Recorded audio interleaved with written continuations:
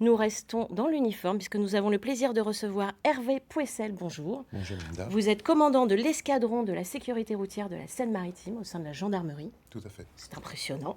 Il ne faut pas. À N'ayez vos pas côtés, peur. non, il ne faut pas avoir peur. C'est ce que j'ai lu sur les sites internet de la gendarmerie. Il ne faut pas avoir peur du gendarme, il faut avoir peur de l'accident. Tout à fait, c'est correct. Vous avez vu, j'ai bien appris. À vos côtés, nous avons le docteur Fabrice Boardy. Bonjour docteur. Bonjour Mélinda. Vous êtes médecin urgentiste. Oui. Et nous vous avons fait venir pour parler aujourd'hui de la sécurité routière, car c'est notre dossier du jour. Bon, allez, appuie sur le champignon, on va être en retard. Ah non, sécurité routière oblige, mon ami. Si aujourd'hui presque tout le monde est sensibilisé à la question de la sécurité routière, cela n'a pas toujours été le cas. C'est en 1972, année où la France bat le triste record du nombre de morts sur les routes, que la politique de sécurité routière est mise en place. Et ça a plus que bien marché. En 45 ans, le nombre de tués sur la route a été divisé par 6. Un exploit quand on sait que le nombre d'automobilistes, lui, n'a cessé d'augmenter.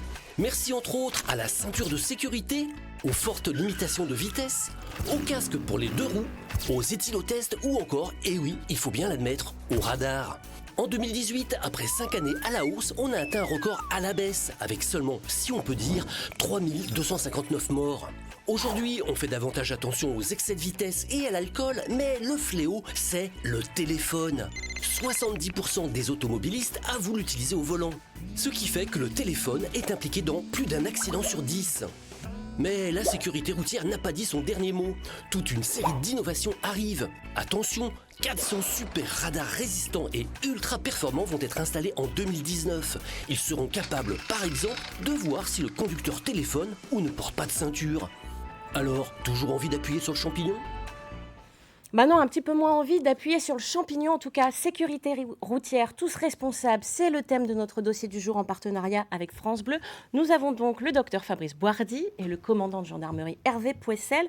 Commandant, votre mission, c'est de faire baisser l'accidentologie. Qu'est-ce qui est principalement à l'origine des accidents ? On l'a vu, la vitesse. Alors au sein de nos départements normands, comme au niveau national, effectivement, la vitesse est présente dans les causes principales d'accidents. Maintenant, ça fluctue d'une année sur l'autre, mais le triptyque en fait, de l'accidentalité et de la mortalité sur nos routes, ce sont la vitesse, donc les conduites addictives, donc l'alcoolémie, les stupéfiants, et les refus de priorité, notamment, on en parlera peut-être tout à l'heure, qui sont une grande cause d'accidents pour nos motards, refus de priorité au carrefour ou au céder le passage. Docteur Boardy, dans votre service d'urgence à Elbeuf, qui sont les plus touchés par les accidents de la route ?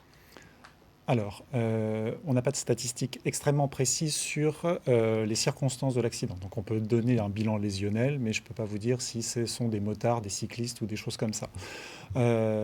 Globalement, on a plutôt des sujets de moins de 65 ans, plutôt des hommes, et la plupart ne sont heureusement pas graves au sens médical du terme, mais les blessés sont quand même nombreux et on se retrouve dans des situations où on a beaucoup de gens également qui sont alcoolisés. D'accord, oui. Donc l'alcool revient quand même Oui. dans les deux cas. Emmanuel, toi, tu avais une question pour le commandant ? Oui. Combien d'accidents sur nos routes, commandant ? Pour l'année 2018, puisque l'année 2019, j'en parlerai pas, puisqu'elle est toujours en cours d'une part, et puis il faut savoir qu'on consolide les chiffres 30 jours après l'accident. Donc, pour l'année 2018, sur les 5 départements normands, il y a eu environ, je vous fais la grâce d'arrondir, environ 1200 accidents dans lesquels il y a eu un blessé, puisque là je vous parle des accidents corporels, 1200 accidents corporels qui ont engendré quand même 132 tués, donc 132 tués sur les 5 départements normands, et avec 1500 blessés, dont la moitié, pour rejoindre le docteur qui est ici, la moitié qui passe au moins 24 heures à l'hôpital, donc environ 800 personnes sur l'année 2018 qui ont passé au moins une journée à l'hôpital à cause d'un accident de la route. C'est énorme quand même. Docteur, vous avez travaillé notamment au sein du SAMU et du SMUR, service d'urgence. Vous faites partie des premiers qui arrivent sur les lieux de l'accident. Qu'est-ce qui vous choque le plus quand vous arrivez sur place ? Alors, ce qui peut être le plus choquant sur place, c'est l'ambiance générale et c'est surtout, quand c'est des véhicules, c'est l'impact que peut avoir l'accident sur les véhicules et la déformation des véhicules. Donc, souvent, quand on arrive, avant de voir le blessé qui peut être à l'extérieur ou à l'intérieur, on voit un véhicule déformé ou contre un arbre ou des choses comme ça. Et c'est ce qui est le plus impressionnant, c'est l'état de déformation des véhicules aujourd'hui, quand on arrive, qui sont le plus...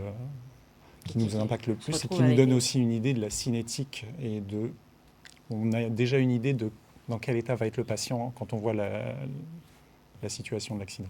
Alors, vous qui nous regardez, n'hésitez pas à nous faire part de vos remarques, de vos questions.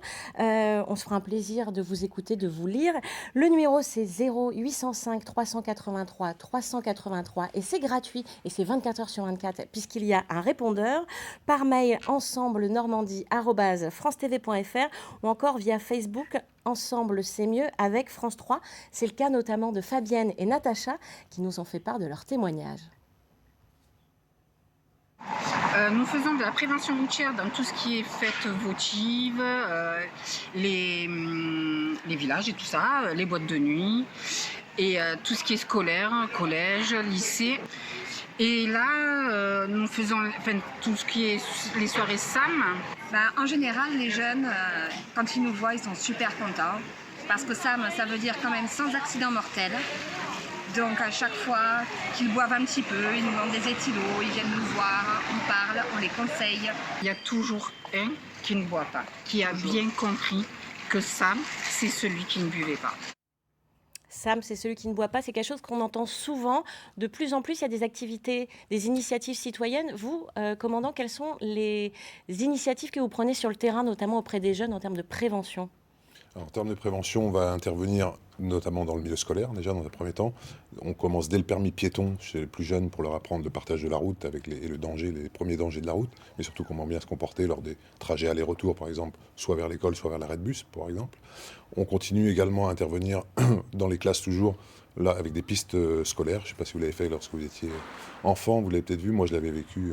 C'est la première fois que je voyais des gendarmes. Donc on va dans les écoles aider à faire des pistes scolaires en partenariat avec l'association Prévention Routière, où on fait faire des tours de vélo et l'apprentissage des différents panneaux de signalisation. Donc on monte un petit peu on monte d'un cran un petit peu, j'ai envie de dire, puisqu'on commence à toucher du doigt le code de la route.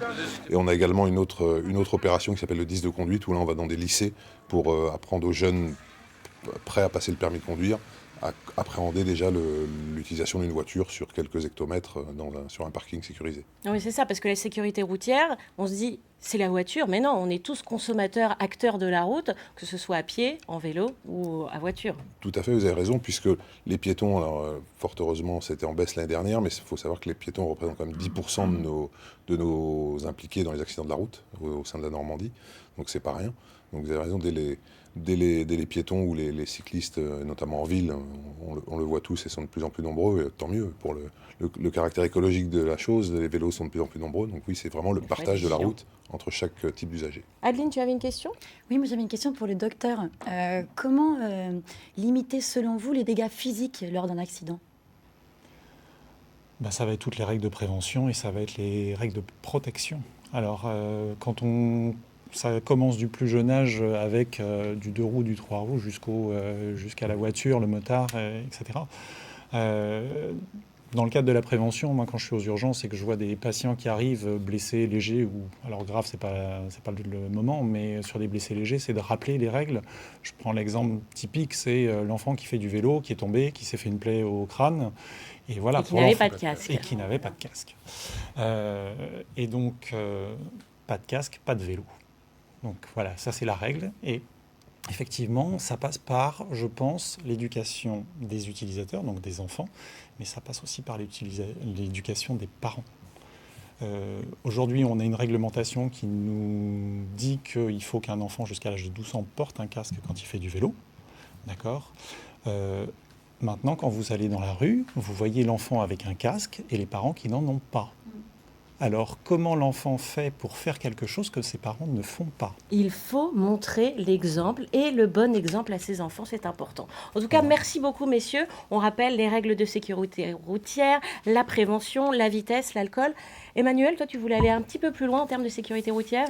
Oui, alors moi, je suis allé me balader sur le site de la sécurité routière et j'ai trouvé plein d'informations. Par exemple, j'ai trouvé une campagne sur la Nouvelle-Zélande qui est en cours en ce moment, une campagne pour sensibiliser sur les droits des passagers à se sentir en sécurité. Parce que c'est vrai, on n'y pense pas forcément, mais les passagers ont leur mot à dire quand ils sont sur la route. Le passager a son mot à dire, c'est-à-dire qu'il a le droit de dire qu'il ne se sent pas en sécurité. Il a le droit de dire papa ou qu'il a maman peur. roule trop vite. C'est ça, il a le droit de dire à son papa ou à sa maman que la voie est mouillée et qu'on roule un peu trop vite, qu'il ne faut pas prendre son téléphone. Voilà, les enfants ont leur rôle à jouer dans cette histoire-là. Alors sur le site de la sécurité routière, on parle aussi de la Normandie. La mise en service des voitures radars dans l'heure, notamment, c'est l'info que j'ai trouvée moi sur le site national, qui a provoqué beaucoup de débats. Ces voitures sur les réseaux sociaux, on trouve d'ailleurs les plaques d'immatriculation de ces voitures sur les réseaux sociaux. Je ne sais pas ce qu'en pense le commandant, mais forcément c'est...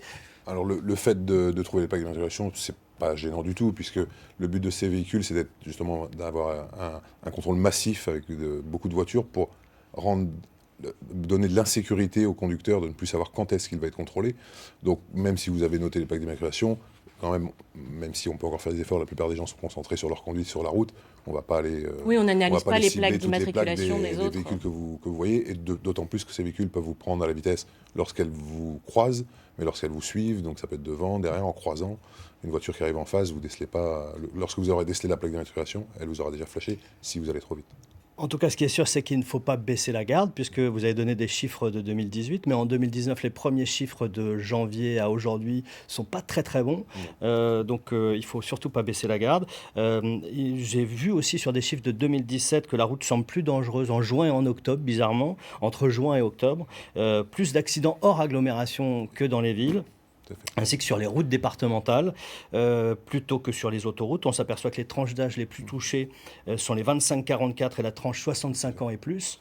Pas de chiffres concernant les smartphones au volant, mais on le sait, les smartphones au volant, ça fait partie des facteurs d'accident aujourd'hui importants.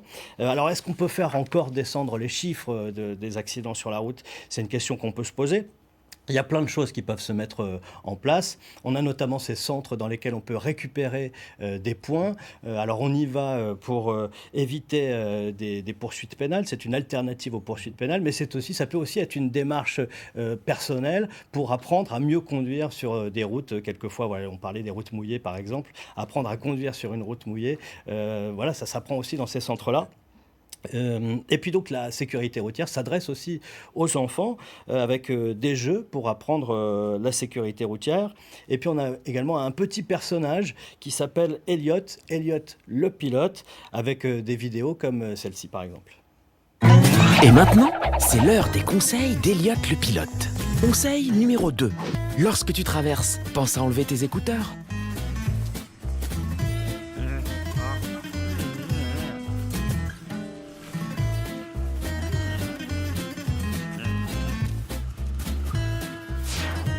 Merci Elliot le pilote. Le petit quotidien qui propose une édition spéciale découvre tous les conseils pour circuler sur la route sans danger. Vous pouvez aussi télécharger l'application Sécurité routière Junior. Tout ça sur le site de la Sécurité routière. Et puis heureusement, ou malheureusement, l'avenir nous le dira, la voiture autonome prendra sans doute bientôt le relais sur la route des humains, qui ne seront donc plus responsables des accidents. Ce seront désormais les voitures, les intelligences artificielles qui seront responsables ou pas. On verra si tout ça se met en place. Les tests sont en cours pour ces voitures. Forcément, d'autres questions de sécurité vont se poser avec ces voitures-là, et notamment si elles rentrent vraiment dans notre quotidien dans les années à venir. Merci beaucoup Emmanuel pour toutes ces infos et précisions. En tout cas, une chose est sûre, soyez prudents sur les routes. Une vie, on n'en a qu'une et elle est précieuse. Merci beaucoup messieurs pour vos éclairages.